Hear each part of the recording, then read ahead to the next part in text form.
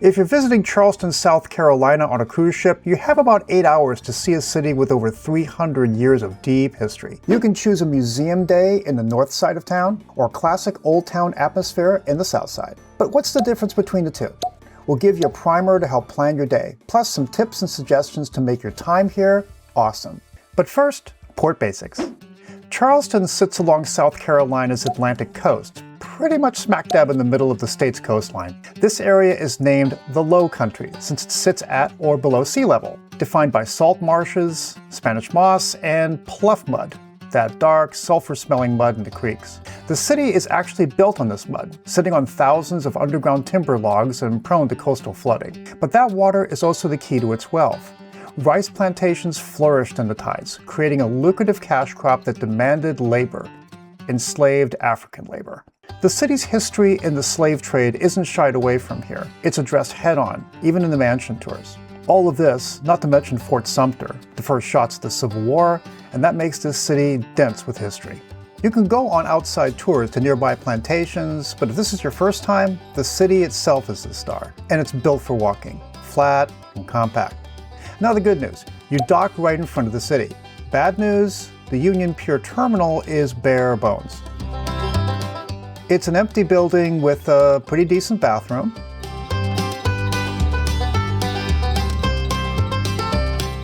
a few chairs, a small table with tourist brochures,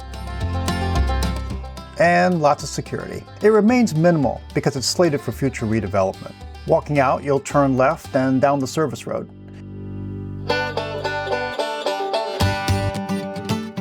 Now look for the pelicans roosting outside. They're pretty great for selfies. Past the guard gate, taxis and independent tours meet here. The big ship tour buses wait a few blocks away, then drive in, so there's no worries if you don't see a huge parking lot. Outside, you face Concord Street and the old Customs House. It's an active government building, but you can take pictures on the steps. Also on Concord is the bus stop for the free Dash shuttle, Route 211. Your ship docks here on the map, lower right, and you'll take this green line. This takes you to the Charleston Museum, America's first museum, and the Visitor Center, which is gorgeous, by the way. The bus is clean and basic, but after test riding this, I can't recommend it for a time-crunched cruiser. The free routes don't travel along the south end and require extra time for transfers to the north side attractions. While Route 211 does go as south as Broad Street, the route runs in a semi-clockwise direction, going past the Visitor Center first. By the time you get to Broad Street, you could have just walked. Time-wise, I'd recommend walking or taking a trusty Uber. So you're outside, facing the street, where you have to make a choice point. North, turn right, or south, turn left. The north side is a museum day, focused on Liberty Square. The Fort Sumter Visitor Center, the Aquarium, and the next door International African American Museum. You could spend a whole day here alone, so let's break that down. First, Fort Sumter. The Visitor Center is excellent, free, and laser-focused on the events leading to the first shots of the Civil War. Getting to the fort itself requires a separate ticket for a ferry ride.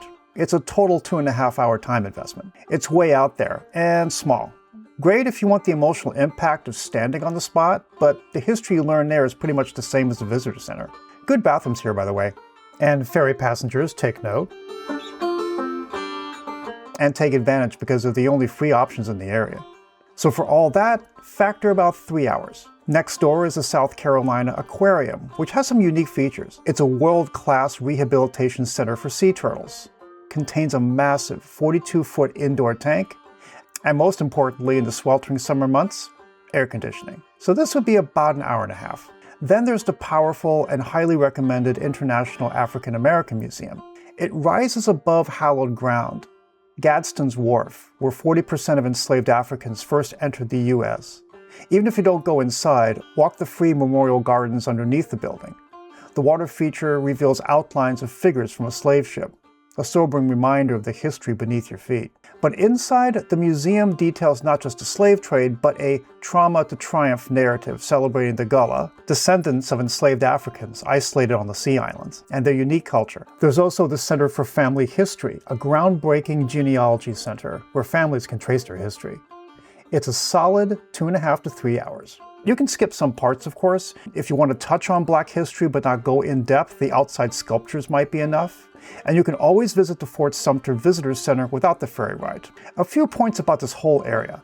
It's a lifesaver in the summer months, where humidity can top 90%. Locals there call it air you can wear. So AC, especially across 3 nearby buildings, is a relief. But food is sparse around here. A few small cafes, several blocks west, and a Harris Teeter grocery and bakery that can serve small on-the-go options. But it's not the food bonanza of the South End. Neither is the surrounding area picturesque. The 20-minute walk from the port is through industrial, then residential and condos. Not much charm. But, you know, that's the trade-off. By the way, if you're getting good value from this video so far, hit us up with a like and share with your shipmates. And consider subscribing to have easier access to our ever-growing library of port reports, ship tours, and tips to help the independent cruiser. Now, the south side is the picture postcard Old District, which miraculously survived both the Civil War and a catastrophic 1861 fire. While you see Georgian, Federal, and Greek Revival mansions, the most distinctive style that defines Charleston is a single house. These homes are long and narrow, sitting perpendicular to the street. Carriage rides are the mainstay attraction around here, and they're everywhere on the streets. No wonder buses can't go here. Reservations are highly recommended, as this seems to be the thing to do amongst my fellow cruisers. Basically, the driver has a GPS tracker. Right. And then if the horse ever poops, he marks it down and then immediately come and clean it. High technology in action. Exactly. GPS horse poop tracker. You see these carriages everywhere, but here's the secret. The driver doesn't know where they're going until they leave the barn.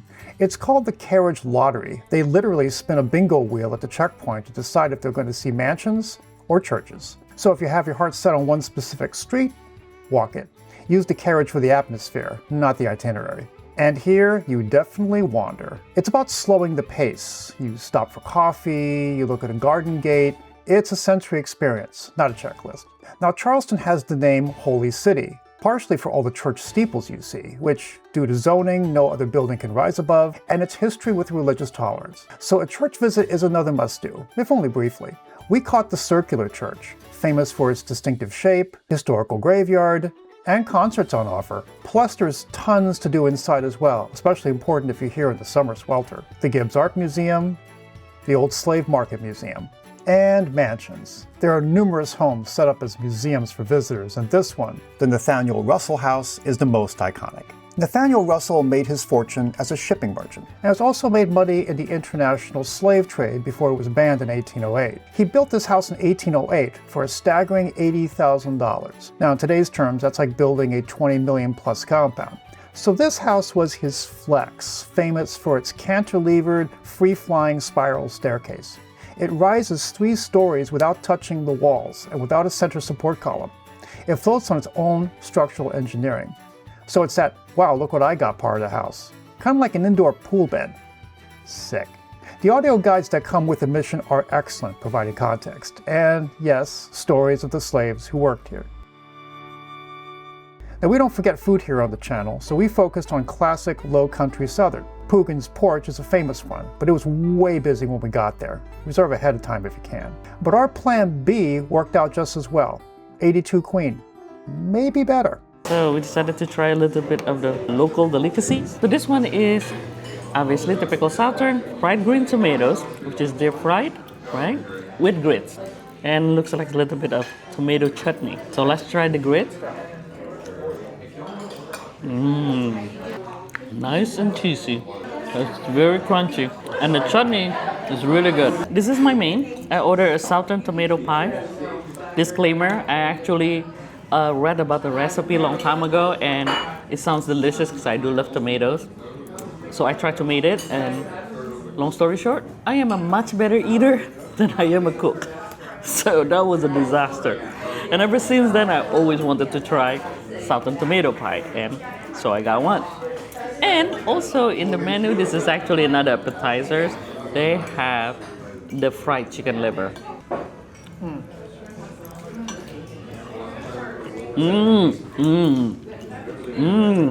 You take a look, you're kind of expecting that the chicken liver is going to be dry on the outside because of the way that the breading, but it's actually very soft. Let's cut into, I hope you could hear it, but the top is actually pretty crunchy. So it's tomato and cheese. They use cheddar cheese, which just create a little bit of sour saltiness taste to it. So it's really complement the tomato very good. It's very rich, deliciously. I'm gonna have to eat my vegetable tonight. On our way back, we walked through the most visited part of the city for cruisers, since it pretty much faces the port area. The Charleston Market, a massive linear beast that sits just 1 block from where you dock. For cruisers, it's the most convenient place to shop, but it can also be a crowded, overwhelming tunnel of people. It's 4 blocks long, and if you start from the cruise ship, you're entering from the back. But do yourself a favor and don't blow your budget on the first t-shirt you see. Walk the entire length first. The real treasure here isn't the souvenirs, it's the Gullah women weaving sweetgrass baskets right in front of you. Sweetgrass baskets are a local Gullah tradition steeped in history and worthwhile as a souvenir when bought directly from the weaver. Look for the certified authentic, handmade in Charleston green seal tile that verified local artisans' displays. We wound up sampling a little of each district on our short stay, but our point is you can do both, but dabble a little bit, or stay in one place only and dive deeper. Whatever you choose, it promises to be a really rich experience. If you want to know more details about the ports we visit, check out our website at portlowdown.com. And as always, we love all your questions and comments. Keep them coming, and we'll see you on the next cruise.